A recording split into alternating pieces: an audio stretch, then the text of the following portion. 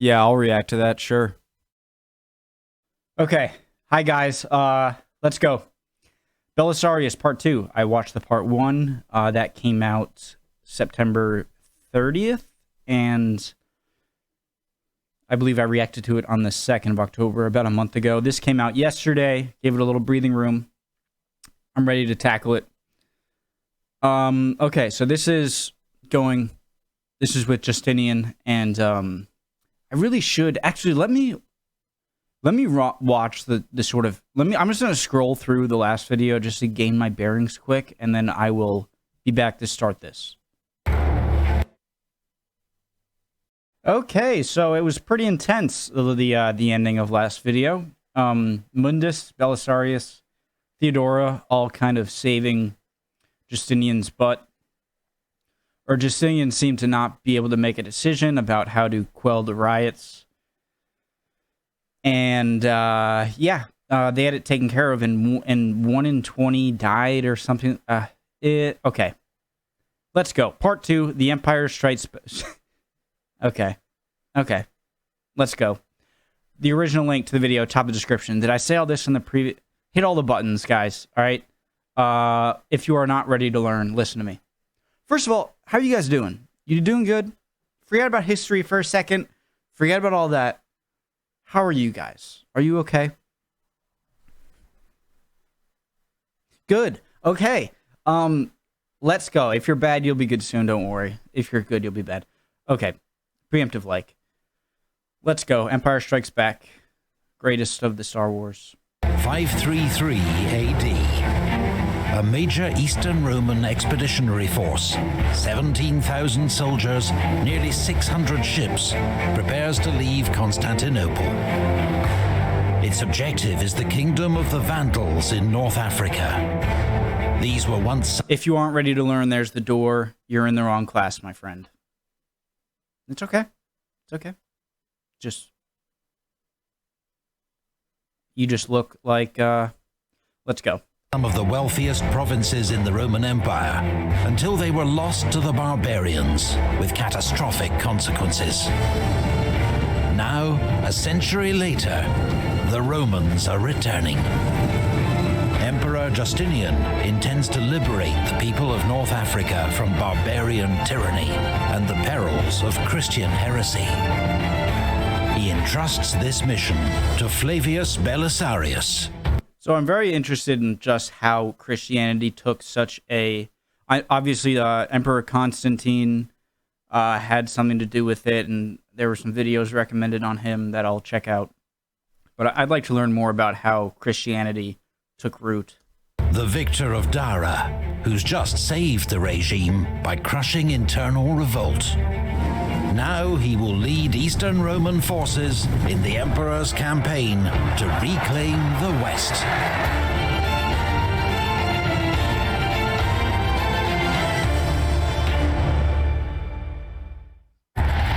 This video is sponsored by Epic War Thrones, the new free-to-play MMO real-time strategy game set in the historical period of China's 3 kingdoms. I gotta pee quick, guys. Be right back. Okay, let's go. I wash my hands. While the Roman Empire was near its peak in the West, China was convulsed by one of the most turbulent periods in its history.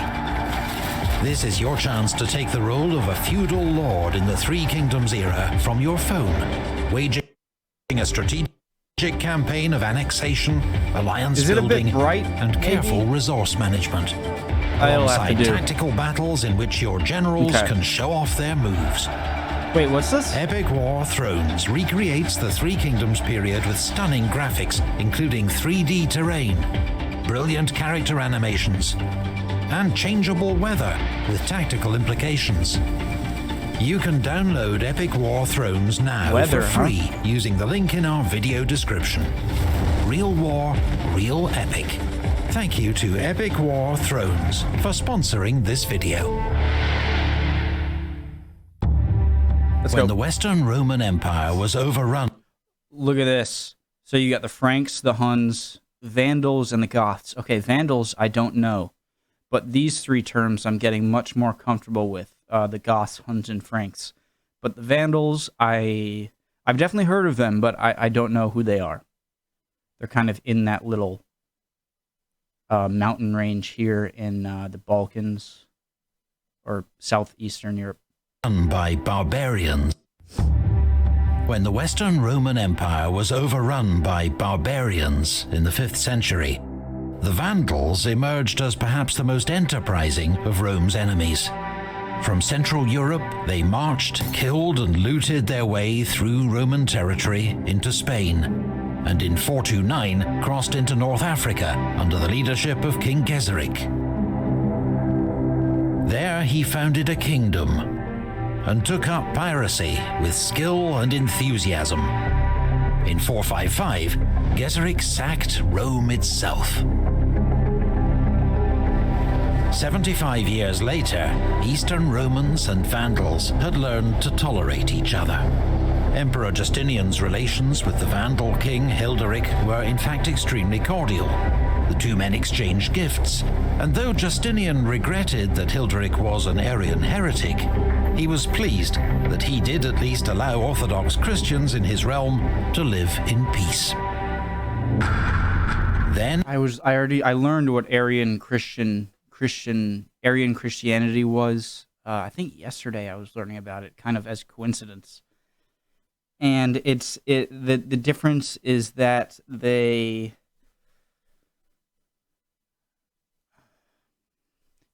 Arian Christianity.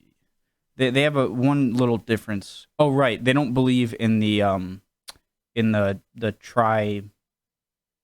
Trinity. They saw.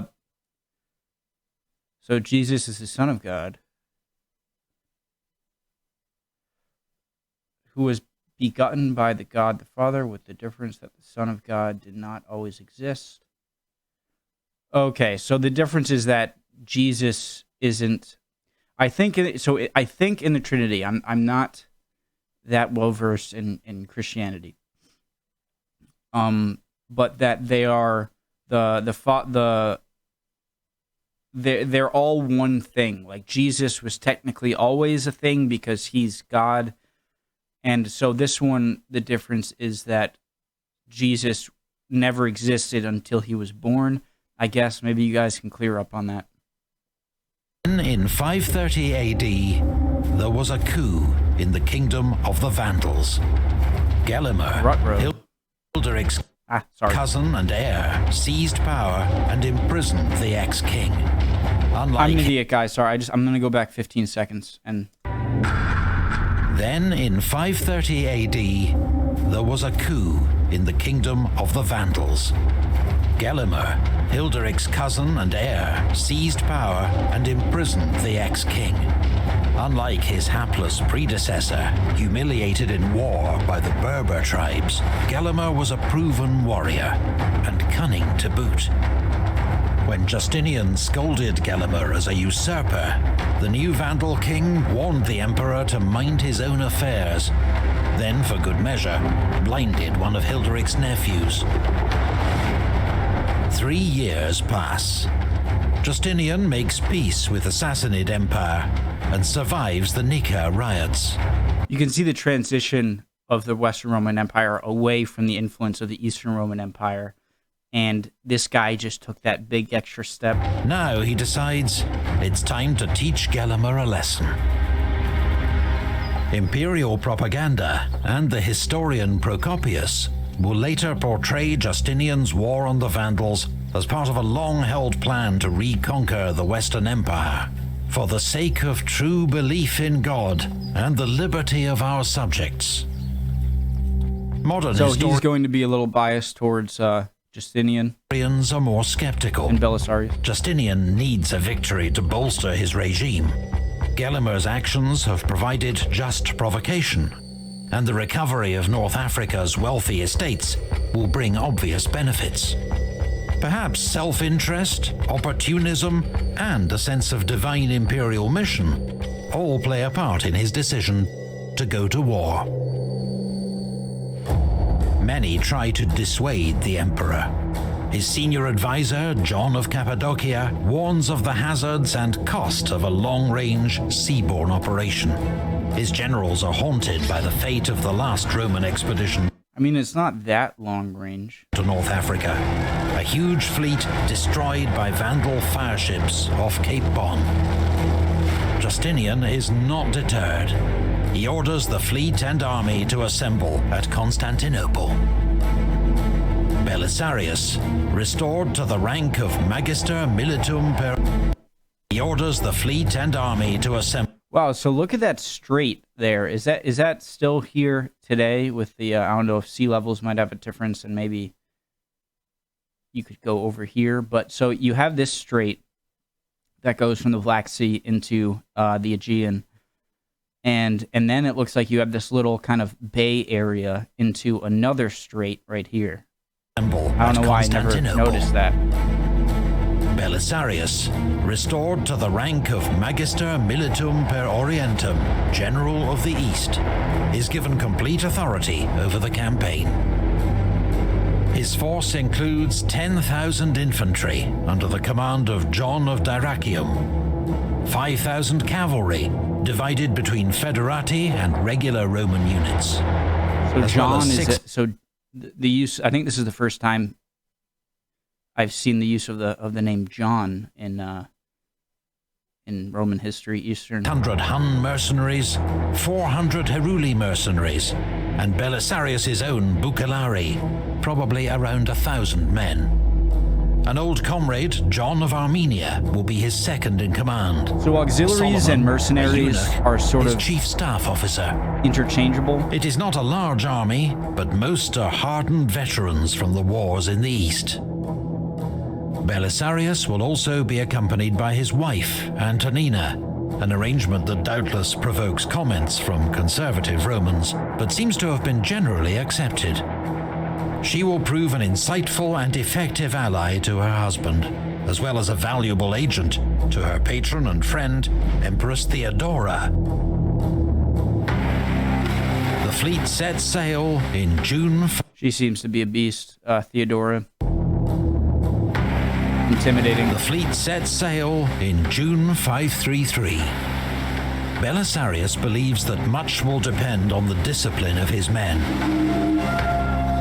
But before they've even cleared the Hellespont, 2 Hun mercenaries drunkenly murder a comrade.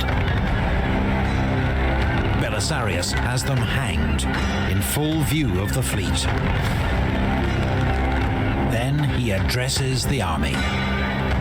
With them like swaying in the back. If I were speaking to men going to war for the first time, I might struggle to persuade you that justice can be our greatest ally in obtaining victory. For those who don't understand the fortunes of war, think the outcome depends on strength alone. But you, I think, know that although it's men who do the fighting, it is God who judges the contest. This is why Belisarius warns them he will never turn a blind eye to their crimes. He concludes, I shall not consider any one of you my comrade, no matter how fearsome he is to the enemy, unless his hands are clean. The fleet continues its voyage, making stops to pick up supplies and additional troops. Along the way... So I'm getting a sort of passive feel from... I don't really mean that in a derogatory manner yet.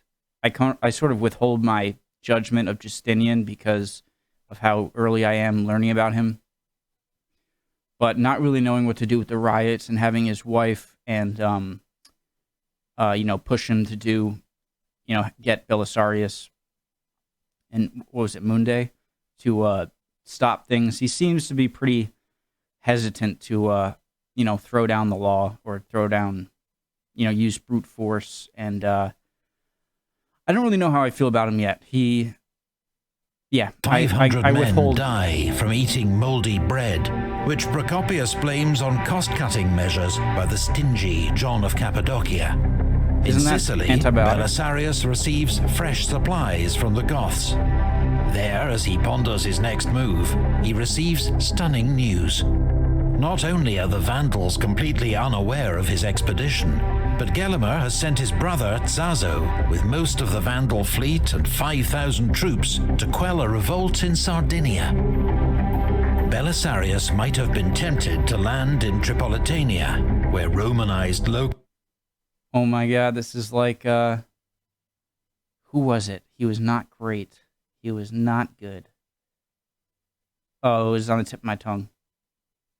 But, like 5 centuries earlier, 6 centuries earlier when they were fighting. What was his name? I forget. I'm just getting deja vu from when I was learning about Caesar. Locals are already in revolt against the Vandals. But reassured by the absence of the Vandal fleet, he decides to land in the Vandal heartland, within striking distance of their capital, Carthage. The landing is unopposed. I know this is just a video game, but how did they get the boats off the sand? The landing is unopposed. But Belisarius is furious when some of his men steal from the locals. He has them punished, then speaks once more to the troops. The Libyans, being Romans from of old, are unfaithful and hostile to the Vandals. I'm such an idiot. I was thinking that was Justinian giving the speech. It was Belisarius. All right, so I'm at 9:17. All right, I don't want to hear it, guys. I missed something important. All right, 9:17. To war for the first beat. But before they've even cleared the Hellespont, 2 Hun mercenaries drunkenly sail in June. Okay, so I thought that, for some reason, I thought that was Justinian making that speech. It was Belisarius. Okay. Now your lack of self-control has made the opposite true. Now your lack of self-control has made the opposite true. He warns them that lawlessness will lose them the support of the people and lead only to defeat and death. But with good behavior, you will have God on your side. The Libyan people will support you, and the Vandals will be at your mercy. Suchet would approve. Belisarius orders some of his most trusted men to infiltrate a nearby town, Selectum, to see if the people will come over to the Roman side. The soldiers enter discreetly at dawn. They inform local elders that Belisarius has come to overthrow Gelimer the usurper and restore their freedom. The townsmen agree to let the army into the city and open the market to them. So he's on Corsica? Belisarius is gracious and generous to the Libyans. Crucially, his men behave well. They pay for supplies and win the trust of the locals. I've been pausing a lot, but I get giddy when I'm watching this channel. So what was I going to say? Oh, right. I love how this doesn't just go for here. It goes for Hannibal and Caesar, Napoleon, Alexander the Great. I need to learn more about Alexander the Great. He was one of the first kind of big playlists on Epic History TV that I watched. Maybe I should watch it again. But I love how the calculation of fear versus love when it comes to conquering a city, and that the commanders kind of see the situation and then decide. Like it's usually never out of just anger or wanting to get on the good side, out of anger or leniency, the opposite of anger or whatever it would be, that they treat a population a certain way. It's often the case of just what would make most sense for your goals going forward, to treat the people well and get them on your side, or to pillage and burn as much as you can. Procopius, an eyewitness, records that from henceforth, the campaign is like moving through their own country. Belisarius begins his advance along the coastal road to Carthage. He knows Gelimer is somewhere inland and could strike from almost any direction. So he orders John of Armenia, his second in command, to take 300 bucellari and scout 2 miles ahead of the main army. Belisarius himself commands a strong rear guard. The Huns are posted as a flank guard 2 miles inland. Their sea flank is protected by the fleet, keeping pace with the army's advance. The army marches about 10 miles each day, then fortifies a camp at night. When Gelimer receives news of the Roman landing, he sends a message to his brother Amatus in Carthage. First, he is to execute Hilderic and the other prisoners. Then he is to gather all his men and join Gelimer at Ad Decimum, where they will ambush and destroy Belisarius' army. Ad Decimum, 10 miles south of Carthage.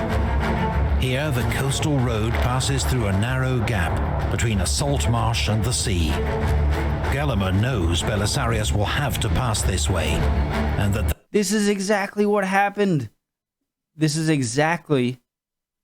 So, who was it? I forget. I'm blanking on the general's name. But this is how Caesar.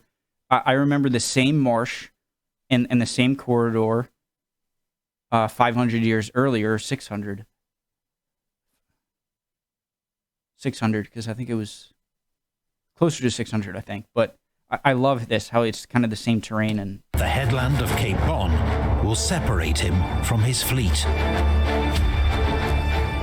Amatus is to hold the road to Carthage, and when the Romans are fully engaged, Gelimer and his nephew Gibamund will fall on their flank and rear. Belisarius and his army approach. Roman patrols report skirmishes with the Vandals. Gelimer is close. A few miles short of Ad Decimum, Belisarius... So Vandals are like a separate group of Gothic, or are they completely different? Belisarius gives the order to make camp and sends John's vanguard ahead to scout the road. At Ad Decimum, they find Amatus with just a handful of troops. He has arrived too early. The rest of his men are still strung out on the road to Carthage. John and the Bucellari charge. Amatus fights bravely, killing 12 men, but charge on the road. At this moment, he knew he effed up. To Carthage. Amatus fights bravely, killing 12 men before he is cut down. Amatus fights bravely, killing 12 men before he is cut down. The Vandals' survivors flee back towards Carthage, with John and his men in pursuit. Groups of Vandals coming up the road see the fleeing horsemen. They think the whole Roman army must be headed their way. Guys, I wonder if you're so bloodthirsty and just, like he said, he killed like 12 men, and you can imagine him screaming and like chopping. I wonder if, adrenaline must be so high. I wonder if you even feel it if you got like a limb hit off or something like that. I'd imagine you'd probably, obviously, if you got a limb chopped off, but just in the moment of battle, I wonder if you look down and you notice your limb is gone, or you know what I mean? That like they must be just so, you know what I mean, right? And join the rout. John and his men slay all the Vandals they can catch. Meanwhile, on the edge of the Salt Lake, the Huns have encountered Gibamund's column. According to a Hun custom, a single warrior rides forward to meet the enemy. That's cool. This is the first time Gibamund and his men have faced Huns, but they know their fearsome reputation. They are unnerved by the lone horseman and suspect a trap. When the Huns charge, the Vandals quickly turn and flee. Gibamund is one of those killed in the rout. Gelimer is advancing between low hills that block his view of both Belisarius' camp and the fate of Gibamund. They don't even know it yet? Belisarius is also unaware that battle has been joined, but sends his Federati cavalry forward, expecting some skirmishing with the Vandals. When his cavalry reach Ad Decimum, they see signs of fighting and bodies. Then, several thousand Vandal horsemen appear behind them. The Federati commanders have no idea whether to advance or retreat. After a... Guys, how prevalent have horses got to be in the wild for them to just be this many horses? I believe they're more wild in the Asian steppe region, and so maybe they breed. It seems like there are so many horses, a large population. I mean, on like a global scale, that they're able to capture so many. Maybe I'm... Brief clash. The entire force retreats back towards the Roman camp. Gelimer is now in position to deal Belisarius a serious blow. I'm sure most are bred in captivity. North, I'm thinking about horses. to deal Belisarius a serious blow. Pay attention. Brief clash. The entire force retreats back towards the Roman camp. Gelimer is now in position to deal Belisarius a serious blow. If he heads north, he can trap and destroy John's isolated vanguard. If he moves south, he can hit the Roman cavalry while it's still confused and disordered. Instead, Gelimer discovers the body of his brother, Amatus, and is... I feel like it's too risky to, like, if you attack here, they might be able to put up more of a fight than you thought, and then these guys could come back and attack your rear, and then you could be crushed on both sides, both two fronts. And so I would think the smarter idea would be leave these guys alone and just make sure you annihilate the much smaller force going up the road. Hit the Roman cavalry while it's still confused and disordered. Instead, Gelimer discovers the body of his brother, Amatus, and is overcome with grief. As their king oversees his brother's burial, his perplexed troops look on and do nothing. Belisarius is given a crucial breathing space. He rallies his cavalry, reorganizes them. What are you doing? What are you doing? I understand that... I understand, you know, he's overcome by grief and he's got it, but you're in the middle of something. Save that for later. Maybe have his body carted away so you can bury him afterwards. But what are you doing? And leads them forward. The Roman cavalry fall on the Vandals with devastating force. The enemy are scattered. Gelimer and the survivors fly west. The road to Carthage is open. And it fell to Belisarius that day to win more fame than any other man of his time, or indeed any of the men of olden times. Belisarius, wary of ambush, waits till dawn the next day before making his triumphal entry into Carthage. Once more, his troops behave well. The citizens of Carthage are respected. This peaceful occupation of such a wealthy city in such times is remarkable. Belisarius sits on Gelimer's throne and eats the lunch that had been prepared for him. He attends to the requests and pleas of local citizens. Well, why is it remarkable? Because such a city usually puts up more of a fight, or because he's treating it so fairly, and so that's why it's strange that he kind of just waltzed in there and is treating people fine. He attends to the requests and pleas of local citizens. But the Vandals aren't beaten yet.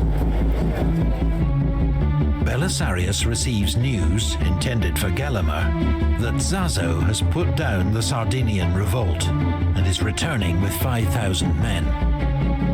Reinforced, Gelimer advances on Carthage.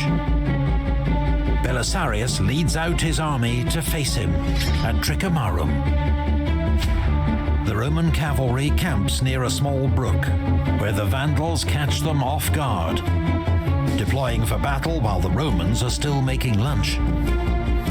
But again, Gelimer fails to exploit an advantage. He does nothing as the Romans deploy, and their infantry, which had fallen behind on the march from Carthage, gets into position. It's the Romans who attack first. Wait, so they have 8 cavalry groups and no infantry? When John of Armenia leads the Bucellari forward against the Vandal center. Twice he is repulsed, but the third attack is made with greater force. Zazo himself is killed within sight of Gelimer. Belisarius orders the rest of his army forward. The Vandals flee, leaving behind 800 dead. The Romans have lost just 50 men. All that horse meat is. I wonder if there's ever a battle around a town or a city where there are a lot of starving people. If they ever think like, ooh, there are going to be a lot of dead horses in this field, and I mean that's meat. And if you're starving, I wonder how often it was where they would go out and grab the horses. Vandals take refuge in their camp, which contains all their baggage and their families. But when Belisarius brings up his infantry to begin the assault, King Gelimer flees. The fight is entirely one-sided. Panic soon engulfs the Vandal camp as everyone tries to escape. The Romans kill the men, enslave the women and children, and plunder all they can find. Belisarius cannot restore discipline until the morning. Gelimer flees towards the mountains. Belisarius sends John. I'm so sorry. The Vandals. I gotta stop thinking about horse meat and flee, leaving behind 800 dead. The Romans have lost just 50 men. The Vandals take refuge in their camp, which contains all their baggage and their families. But when engulfs the brings up his infantry to begin the assault, King Gelimer flees. Hey, Nasser. Okay, all right. Brings up his infantry to begin the assault, King Gelimer flees. The fight is entirely one-sided. Panic soon engulfs the Vandal camp as everyone tries to escape. The Romans kill the men, enslave the women and children, and plunder all they can find. Belisarius cannot restore discipline until the morning. I like the shield shape. Gelimer that seems better than the kite shield. Flees towards the mountains. Belisarius sends John in pursuit with 200 horsemen, but 5 days later, John is accidentally killed by one of his own men. What? Belisarius grieves at the death of his old comrade. He sends Pharas and his Heruli to take over the pursuit of Gelimer. The Vandal king takes refuge with the Berber tribes.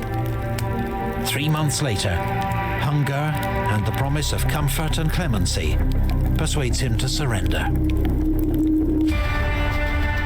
Meanwhile, Belisarius sends one of his officers to Sardinia with the head of the king's brother Zazo. The island quickly submits to Roman rule, as too does Corsica. I love how severed heads in ancient times are used as like battle receipts. It's like, how do we know them? Well, his head's right here. And it's like, well, that's definitely his head. And so he's dead. From Carthage, detachments and emissaries travel east and west as North Africa rejoins the Roman Empire. Not for long, right? Settlements and outposts still suffer Berber raids. But Belisarius delegates this war to his able staff officer, Solomon. He sails for Constantinople with his prisoners and a vast quantity of loot. He has learned that a small group of officers, motivated by envy and ambition, have told the emperor that Belisarius plans to found his own kingdom in North Africa. It drives me insane how much backstabbing and gossiping and rumors and all of this behind-the-scenes stuff never ceases. And I think it's partly because of the not having even anywhere close to instant communication, and so rumors can fester and all of that, and it's just nonstop backstabbery.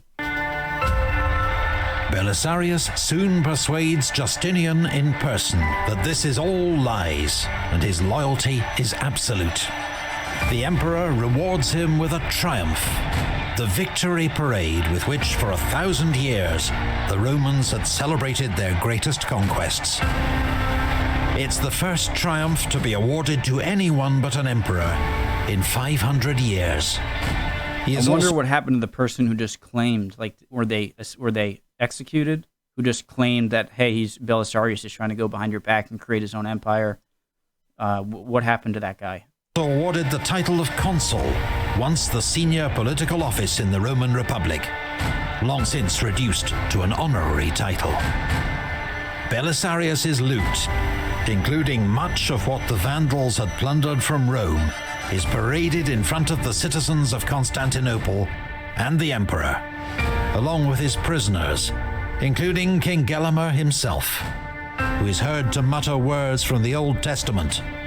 Vanity of vanities. All is vanity. So he's saying like it's all just a show? What does he mean by that? Vanity of vanities. All is vanity. So vanity is like self-over-worth. Vanity. Excessive pride and admiration in one's own appearance or achievements. Okay.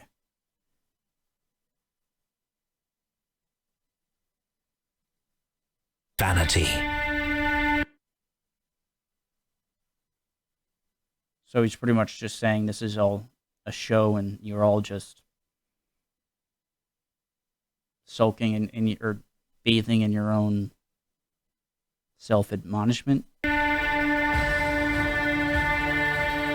Whether such events as these ever took place before, I am not able to say. The Vandal kingdom, at the height of its wealth and military strength, completely undone in so short a time by 5,000 men. For such was the number of horsemen who followed Belisarius and carried through the whole war against the Vandals. For whether this happened by chance or valor, one would justly marvel at it. Known to history as the Vandalic War, given props, Belisarius's campaign has reclaimed one of the Roman Empire's wealthiest provinces in just 6 months with minimal losses. The Battle of Dara had proven his skill as a tactical commander. In North Africa, his victory comes through discipline and diplomacy, and a brilliantly successful Hearts and Minds campaign. But already it's clear there are those within the Empire who resent such success and seek his downfall.